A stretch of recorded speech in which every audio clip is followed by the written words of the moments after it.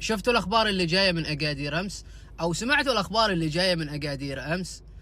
أنا بعطيك هذه الخلاصة. ليش نقول كأس أفريقيا في المغرب ناجح من بدايته، وليش صعب على كل دولة أفريقية تسوي نفس اللي سوته المغرب؟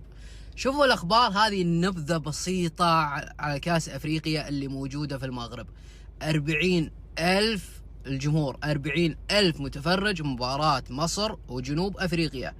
هذه ليش نقول 40,000؟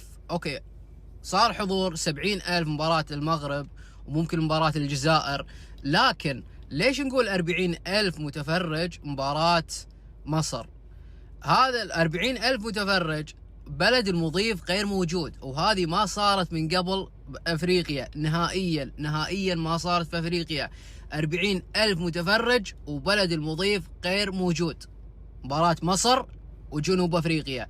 عشان كذي نتكلم ونقول ان المغرب نظم بطولة كاس افريقيا ما شاء الله تبارك الرحمن بكل روعة. وللحين الجولة الاولى خلصت، والجولة الثانية للحين في نصها، ونقول ونتكلم على شنو؟ نتكلم على تنظيم ولا اروع، وحضور جمهور كبير.